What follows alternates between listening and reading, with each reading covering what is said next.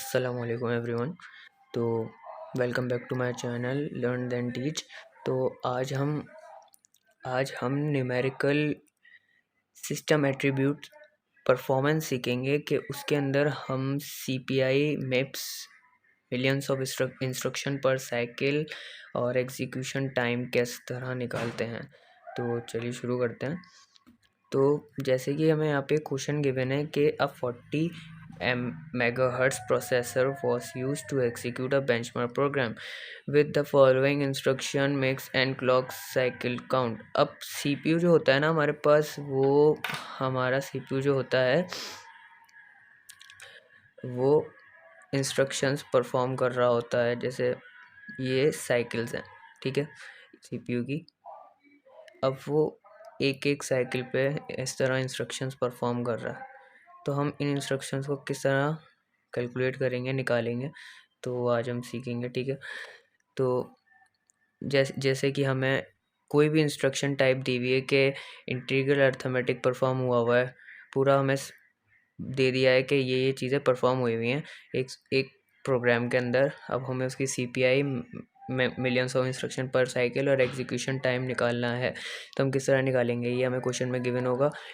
जैसे कि हमें गिवन है कि सबसे पहले हमें सीपीआई निकालनी है, फिर मिप्स निकालना है, फिर एग्जीक्यूटेड टाइम निकालना है। तो सबसे पहले हम सीपीआई निकालेंगे। अब देखें, हमें यहाँ पे इंस्ट्रक्शन गिवन है कि इंस्ट्रक्शन क्या परफॉर्म हो रही है। यहाँ पे एक प्रोग्राम के अंदर इंटीग्रल अर्थमेटिक परफॉर्म हो रही है, डेटा ट्रांसफ़र परफॉर्म हो रही है, फ्लोटिंग पॉइंट परफॉर्म हो रहा है और कंट्रोल ट्रांसफ़र हो रहा है, ठीक है। अब उसकी इंस्ट्रक्शन काउंट क्या है और उनकी सीपीआई भी गिवन है हमें, ठीक है। अब हम सबसे पहले निकालेंगे इफ़ेक्टिव सीपीआई हमारी, ठीक है। अब इफ़ेक्टिव सीपीआई निकालेंगे हम सबसे पहले। तो इफ़ेक्टिव सीपीआई हम किस तरह निकालते हैं कि इफ़ेक्टिव सीपीआई के अंदर टोटल क्लॉक साइकिल्स, मतलब टोटल क्लॉक साइकिल जो है हमारे पास, जो हमें गिवन है यहाँ पर कि टोटल क्लॉक साइकिल्स जो है हमारे पास ये रही हैं हमारी, इनको मल्टीप्लाई कराना है हमारे इंस्ट्रक्शन काउंट से 1 बाय 1। जैसे ये इंस्ट्रक्शन काउंट अपनी सीपीआई से होगी, ये इंस्ट्रक्शन काउंट अपनी सीपीआई से होगी, ये इंस्ट्रक्शन काउंट अपने सीपीआई की और ये अपने सीपीआई से, ठीक है। तो इसी तरह हम इनको आपस में कराएंगे। तो जैसे कि मैं यहाँ दिखा भी रहा हूँ आपको, जैसे 45,000 multiply by 1, 32,000 multiply by 2, 15,000 multiply by 2, 8,000 multiply by 2। अब उसके नीचे आ जाते हैं कि फॉर्मूले के दूसरे अंदर क्या दिया हुआ है कि इंस्ट्रक्शन काउंट ओनली, मतलब इंस्ट्रक्शन काउंट आपस में प्लस होंगे, ठीक है। अब इंस्ट्रक्शन काउंट को आपस में प्लस किया, सिर्फ इंस्ट्रक्शन काउंट को हमने आपस में किया, तो हमारे पास क्या आंसर आया है यहाँ पे, ये आपके सामने गिवन है, ठीक है। ये हमारे पास यहाँ पे आंसर आया। इसका फॉर्मूला ये है, तो पहले आप लोग इसको राइट कर लिएगा, ठीक है। तो जब हमने इसको कैलकुलेट किया, कैलकुलेट करने के बाद जो आंसर आया वो इसका आंसर ये रहा, ठीक है। तो इजी है सीपीआई निकालना, कोई रॉकेट साइंस नहीं है इसके अंदर, सिर्फ हमें फॉर्मूला याद रखना होता है।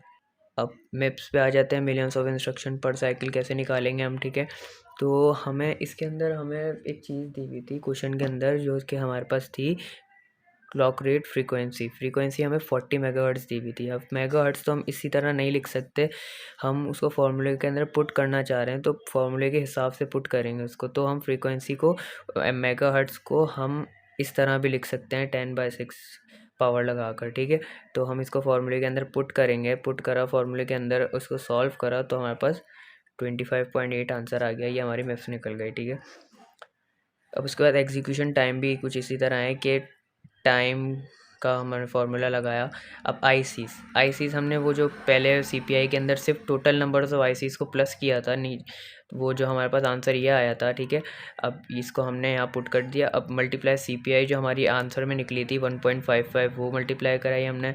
अब फ्रीक्वेंसी जो हमने कहा था कि हम इसको यहाँ पे 40 मल्टीप्लाई बाई 10 पावर 6 लगा सकते हैं। अब इसको हमने कैलकुलेट किया, कैलकुलेट करने के बाद हमारे पास ये एग्जैक्ट आंसर आया। तो इसमें कोई रॉकेट साइंस नहीं है, बहुत इजी टॉपिक है।